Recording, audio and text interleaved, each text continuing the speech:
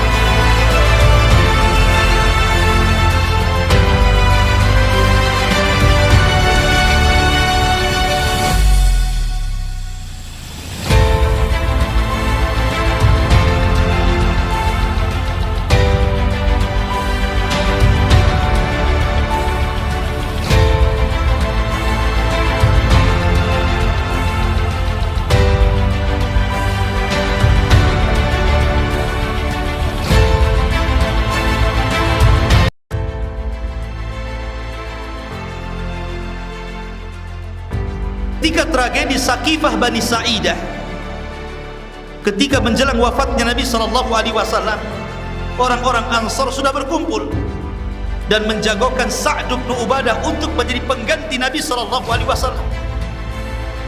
Jasad Rasul belum dikuburkan ketika itu wafat di hari Senin. Mendengar bahwa ada kegaduhan, orang-orang Ansar sudah mulai rapat sembunyi-sembunyi dan hendak memilih Sa'd bin Ubadah sebagai jagoan mereka untuk menjadi khalifah sepeninggal Nabi SAW. Sementara manusia masih berkabung, datanglah Abu Bakar Siddiq radhiyallahu anhu, ditemani Umar ibn Khattab radhiyallahu anhu, ditemani Abu Ubaidah ibn al-Jarrah radhiyallahu anhu. Kemudian menyadarkan orang-orang Ansar al-imamatu min Quraisy, bahwa kepemimpinan itu yang layak dari bangsa Quraisy.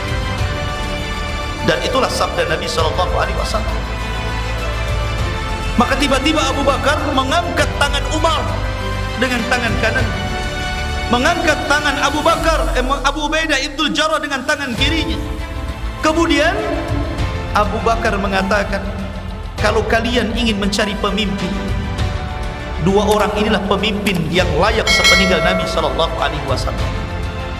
Ubsutu yadakum, ubsutu aydiakum, bentangkan tangan-tangan kalian, berbaiatlah kepada kedua orang ini, Umar dan Abu Ubaidah ibnul Jarrah. Tapi Umar mengatakan, tidak wahai Abu Bakar, aku tidak mungkin menjadi khalifah kalau dalam rakyatku ada orang yang namanya Abu Bakar. Menolak. Akhirnya Abu Bakar pun yang pertama mengambil tangan Abu Bakar dan berbaiat, disusul dengan baiat khusus dengan berbaiatnya tokoh-tokoh Ansar di Sakifah Bani Sa'idah. Baru kemudian disusul dengan baiat umum tengah-tengah kaum muslimin. Lihat, Abu Ubaidah dijagokan oleh Abu Bakar, ya kan? Di zaman Abu Bakar Siddiq radhiyallahu anhu, Abu Ubaidah ibnul Jarrah ketika itu diutus untuk menjadi amir perang, dan dia amir perang pertama yang diutus ke Syam dalam rangka membebaskan negeri-negeri Syam termasuk Baitul Maqdis. Akan tetapi ketika itu Abu Bakar Siddiq radhiyallahu anhu lebih mencintai Khalid ibn Walid untuk menjadi panglima perang. Maka kemudian Abu Bakar memerintahkan Umar untuk mengirim surat kepada Khalid yang ketika itu posisinya di Irak, sementara Abu Ubaidah berada di Syam. Kata Abu Bakar, ya Umar, tulis surat, suruh berangkat Khalid dan bergabung dengan tentara Abu Ubaidah Ibnul Jarrah yang ada di Syam. Ini Abu Ubaidah ini memimpin tentara terbesar ketika itu, sementara Khalid ada di Irak, tentaranya tidak banyak. Kata Abu Bakar Siddiq radhiyallahu anhu mengatakan kepada Umar, kirimlah surat agar Khalid bergabung ke Syam dan jadikan Khalid menjadi pemimpin perang. Umar mengatakan, ya Abu Bakar, apakah kemudian engkau akan memilih Khalid yang dia tidak lebih baik daripada Abu Ubaidah Ibnul Jarrah? Khalid baru masuk Islam. Khalid kan telat masuk Islam. Dia masuk Islam ketika Nabi SAW sudah hijrah ke Madinah. Itu pun sudah beberapa tahun. Dan perang perdana yang diikuti Khalid adalah di perang Tabuk. Itulah perang perdana Khalid, dan Allah menangkan di tangan Khalid. Ketika 3 jenderal meninggal dunia, Ja'far dan yang lain. Kata Umar, ya Abu Bakar, yang benar saja, Abu Ubaidah jauh. Abu Ubaidah sudah lama masuk Islam. Banyak pujian kepada Abu Ubaidah dari Nabi SAW. Kenapa engkau akan menjadikan orang yang tidak lebih baik daripada Abu Ubaidah menjadi jenderal perang di Syam? Kata Abu Bakar Siddiq, ya Umar, sekali kalau seandainya kita masih hidup berdua di tengah-tengah peperangan, tetap saya memilih Khalid untuk menjadi pemimpinnya. Lihat Abu Bakar. Kenapa demikian? Abu Bakar punya alasan. Wahai Umar, ya Khalid mungkin tidak lebih baik dari segi agama dengan Abu Ubaidah Ibnul Jarrah, tetapi Khalid punya kecerdasan perang yang tidak dimiliki Abu Ubaidah, tidak dimiliki saya, tidak dimiliki kamu. Abu Bakar mengatakan, ya memang begitu, tapi indahu dzaka fil qital laisa ala Abi Ubaidah wa laisa alaina wa laisa alaika. Tidak dimiliki oleh Abu Ubaidah, tidak dimiliki saya, kamu pun tidak punya seperti kecerdasan Khalid. Salah aku memilih Khalid? Umar akhirnya diam saja dan menyetujui Abu Bakar Siddiq radhiyallahu. Maka mulailah peperangan bergabung antara Khalid. Sesampainya surat kepada Khalid, maka Khalid bergabung ke Syam. Subhanallah, Syam tentaranya banyak dipimpin Abu Ubaidah Ibnul Jarrah. Ketika kemudian Khalid datang ke Syam dan Abu Ubaidah sudah tahu bahwa dia harus menjadi prajurit biasa dan Khalid ibn Walid harus menjadi jenderal, dia hanya mengatakan kepada Khalid, ya Khalid, marhaban, selamat datang wahai Khalid, engkau panglima perang kami. Innama ana min rijalikum, saya ini hanya tentara biasa yang ikut perang bersamamu.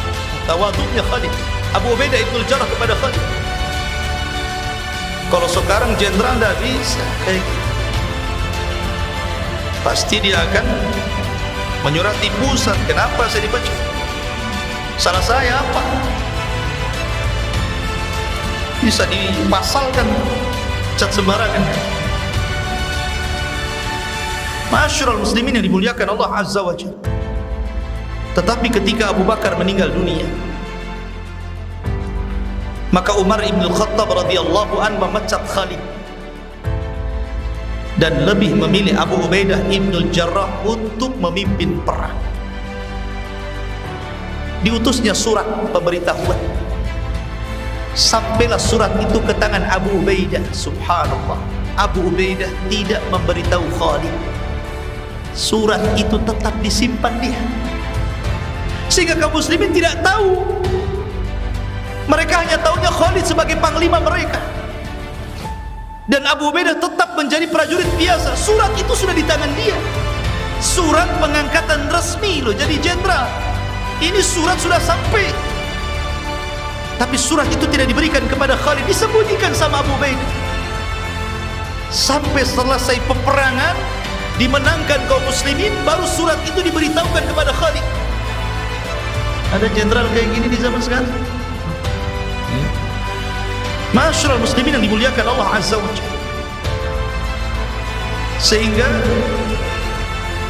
ketika Allah Subhanahu wa taala takdirkan di masa kekhilafahan Umar bin Khattab radhiyallahu anhu, ketika itu Abu Ubaidah ibn Jarrah diutus oleh Umar bin Khattab radhiyallahu anhu untuk memerangi sebuah kota. Rupanya kota itu penuh dengan wabah penyakit taun.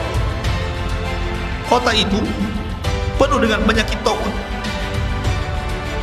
Dan Abu Ubaidah itu memimpin hampir 360.000 prajurit.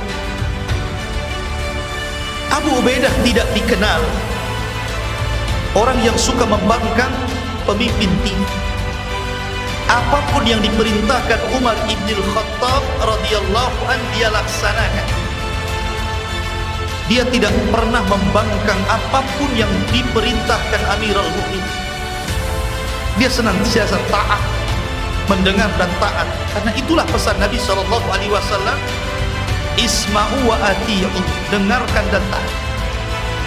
Kecuali satu perkara, Abu Ubaidah tidak mau dan menolak perintah Amirul Mukminin. Ketika Amirul Mukminin tahu bahwa kota yang diserang itu penuh dengan wabah taun dan sudah ribuan orang mati karena taun di zaman itu, Abu Ubaidah ibn Jarrah tetap memaksa untuk menyerang. Akhirnya diseranglah kota itu dan Allah menangkan. Tetapi Allah takdirkan sebagian para sahabat tertular penyakit taun, termasuk di dalamnya Abu Ubaidah ibn Jarrah, Mu'adz ibn Jabal, dan banyak para sahabat Nabi SAW. 300.000 mati karena taun, sisanya 60.000 saja. Tetapi ingat, Allah jadikan taun di zaman dulu sebagai adab, tapi Allah menjadikan taun pada umat Islam sebagai syahadah. Orang yang mati karena taun, dia mati syahid. Umar bin Khattab ketika mendengar bahwa Abu Ubaidah berada di tempat yang tersebarnya taun Amwas, disebut Amwas karena daerahnya disebut Amwas, namanya taun Amwas di Syam, maka Umar mengirim surat kepada Abu Ubaidah. Saking sayangnya Umar kepada Abu Ubaidah, dia mengatakan, ya Aba Ubaidah, idza ja'at risalati fi sabahi fatahazzaz bil lail. Kalau datang suratku kepadamu wahai Aba Ubaidah di pagi hari, maka bersiap-siaplah di malam hari, pulang kamu ke Madinah. Wa idza ja'at risalati bil laili fatahazzaz bis sabah. Tapi kalau suratku datang di malam hari, maka siap-siaplah kamu berangkat di pagi hari, pulang kau ke Madinah. Tapi Abu Ubaidah ibn Jarrah tidak. Inilah penolakan pertama. Sebelumnya dia tidak pernah menolak perintah Amirul Mukminin. Dia mengatakan dalam surat jawabannya itu, arabtu hajataka ya Amirul Mukminin. Aku tahu maksudnya wahai Amirul Mukminin. Engkau sengaja biar aku ini hidup lebih lama, pada aku tidak layak untuk hidup lebih lama lagi. Sesungguhnya aku tidak akan pulang ke Madinah, dan sesungguhnya aku akan tetap diam di negeri ini bersama orang-orang yang diam di negeri ini dari pasukan yang aku pimpin. Umar bin Khattab membaca surat itu, menangis. Orang-orang mengira Abu Ubaidah sudah mati. Orang-orang mengatakan, ya Amirul Mukminin, amata Abu Ubaidah? Wahai Amirul Mukminin, apakah meninggal Abu Ubaidah sehingga kau menangis? Kata Abu Ubaidah, tidak. Dia tidak meninggal dan belum meninggal. Walakin, akan tetapi kematian pada Abu Ubaidah sungguh telah dekat. Umar bin Khattab ini sangat mencintai Abu Ubaidah karena orangnya tawadhu, rendah diri, tidak suka dengan dunia. Makanya ketika Abu Ubaidah berhasil melumpuhkan Baitul Maqdis, kemudian pemegang kunci Baitul Maqdis, dia ingin memberikan langsung kepada Amirul Mukminin Umar bin Khattab sebagaimana cerita dalam perjanjian lama mereka, bahwa ciri-cirinya seperti ini akan menumbangkan Baitul Maqdis, dan disyaratkan kepada Umar bin Khattab. Umar datang tanpa pengawalan dari Madinah ke Syam, ingin melihat pasukan dan Abu Ubaidah Ibnul Jarrah, dan mengambil kunci Baitul Maqdis. Pertama kali dia datang, dia bertanya, "Aina baitu Abi Ubaidah?" Di mana rumahnya Abi Ubaidah? Dia ingin melihat. Maka orang-orang pun menunjukkan di sana rumahnya Abu Ubaidah Ibnul Jarrah. Datang dia. Ketika masuk ke dalam rumahnya, rumahnya kecil, sementara yang lain besar. Tentara-tentara itu memiliki rumah besar, ini kecil. Ketika dia hendak masuk, ditahan oleh Abu Ubaidah. "Jangan kau masuk, apa yang akan kau lihat dari rumah? Kau hanya membuat menangis saja nanti." Umar bin Khattab tetap masuk ke rumah itu. Dilihatnya tidak ada apa-apa. Jenderal perang, orang nomor 1, penakluk Baitul Maqdis, as-sabiqun al-awwalun. Rupanya Umar hanya melihat ada teko dari kulit, ada air sedikit, hanya tikar, kemudian pelepah kurma, dan hanya makanan roti biasa. Sehingga Umar bin Khattab keluar, kemudian memerintahkan Khabbaz, pembuat roti makanan untuk para prajurit itu.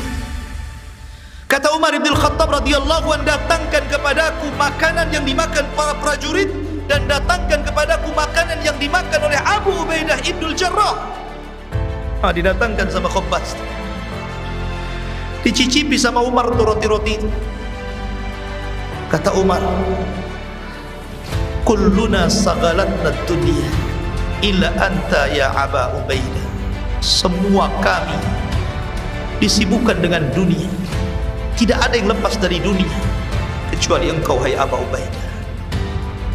Semua tertipu dengan dunia, illa anta ya Aba Ubaidah, kecuali engkau wahai Aba Ubaidah. Kau tetap istiqamah, tidak terpengaruh dunia, karena dicicipi makanan prajurit jauh lebih enak dibandingkan makanan dirinya. Luar biasa. Oh, sekarang jangan coba-coba ya. Penghina bisa ditangkap, penjara, dipecat. Ma'asyiral muslimin yang dimuliakan Allah Azza wa Jalla. Tapi begitulah dahulu. Walaupun Abu Ubaidah di atas karirnya sebagai panglima perang, bahkan menjelang wafatnya Umar bin Khattab radhiyallahu anhu, manusia mengatakan, "Ya Amirul Mukminin, tidakkah kau berwasiat kepada kami?" Kata Amirul Mukminin, "Kalaulah seandainya Abu Ubaidah Ibnul Jarrah masih hidup, tentu dialah pengganti khalifah sepeninggalku. Kalaulah Abu Ubaidah Ibnul Jarrah masih hidup, tentulah dia menjadi khalifah sepeninggalku. Tapi Allah takdirkan dia mendapatkan bala, ujian yang sangat besar yang tidak pernah dialami sahabat-sahabat yang lain." Ma'asyiral muslimin yang dimuliakan Allah Azza wa Jalla. Maka setelah kemudian Abu Ubaidah Ibnul Jarrah memarah setelah sampainya surat itu kepada Amirul Mukminin, beberapa hari setelahnya, tepat pada tahun 18 setelah hijrah Nabi SAW, maka Allah Subhanahu wa taala takdirkan Abu Ubaidah meninggal dunia. Sebelum meninggal dunia, disebutkan di dalam tarikh Madinah Ad-Damasqi tentang wasiat Abu Ubaidah Ibnul Jarrah kepada Mu'adz yang kemudian disampaikan kepada kaum muslimin. Menjelang wafatnya Abu Ubaidah Ibnul Jarrah mengatakan kepada Mu'adz, ketika itu di sampingnya Mu'adz, dia mengatakan, "Ayyuhan nas, tubu ilallah min dunubikum. Wahai manusia, bertobatlah kalian kepada Allah dari dosa-dosa kalian. Taubatan nasuha, dengan tobat yang sebenar-benarnya tobat yang bisa memberikan nasihat kepada orang yang bertobat. Ayuhan nas, inna abdan la yalqallaha taiban min dhanbihi illa kana haqqan 'ala Allah an yaghfira lahu. Wahai manusia, apabila seorang hamba berjumpa dengan Allah dalam keadaan bertobat dari dosa-dosanya, kecuali kewajiban Allah akan menghapuskan dosa-dosanya di hadapan. Man kana alaihi dainun falyaqdih. Siapapun yang masih ada hutang di antara kalian, sesama kalian, segeralah bayar hutang-hutang kalian. Fa innal abda murtahanun bidaini. Karena seorang hamba akan tergadaikan dengan hutangnya. Karena hutang itu akan sampai kuburan masalah. Rasul tidak mau menyelati orang yang punya hutang sampai dibayar, baru Rasul mau menyelatinya. Man asbaha minkum muhajiran akhah falyusalihu. Barang siapa yang di pagi hari di antara kalian menziarahi saudaranya, maka perbaikilah hubungan kalian dengan diri. Disuruh untuk bersatu, merajut ukhuwah Islamiyah. Wala yanbaghi li muslimin an yahjura akhah aktsar min thalathin. Tidak boleh seorang muslim bermusuhan dengan saudaranya lebih dari 3 hari. Dan itu sabda Nabi SAW. Tidak boleh orang bermusuhan dengan saudaranya lebih dari 3 hari. Maka sebaik-baiknya orang yang memulai mengucapkan salam. Kemudian beliau mengatakan,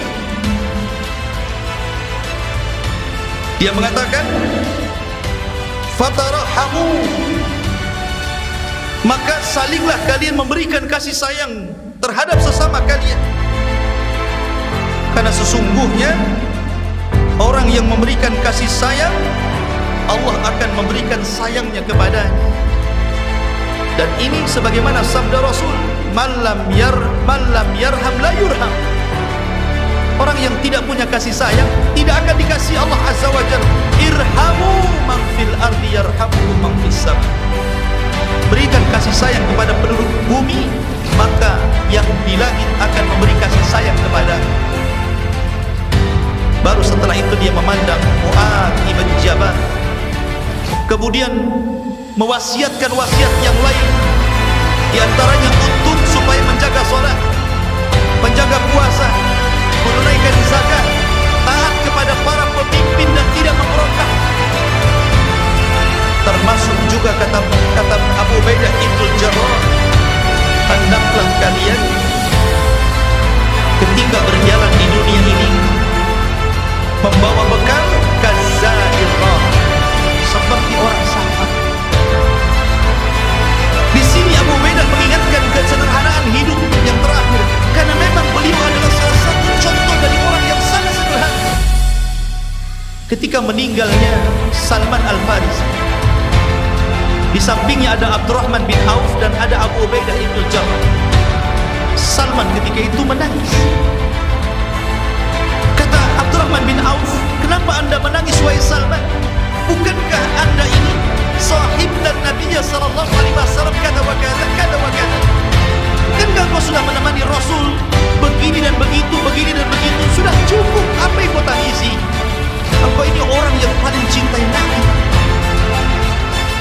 Salman hanya mengatakan kepada Abdurrahman bin Auf, saya teringat dengan wasiat Rasul dan saya tidak yakin saya sudah menunaikan wasiat. Abdurrahman bin Auf penasaran, jangan-jangan wasiat kepada Salman juga wasiat kepada dirinya, dan dia pun belum mengamalkan wasiat itu. Kata Abdurrahman bin Auf, apa wasiat Rasul kepada wahai Salman? Kata Salman, ahida ilaina Rasulullah sallallahu alaihi wasallam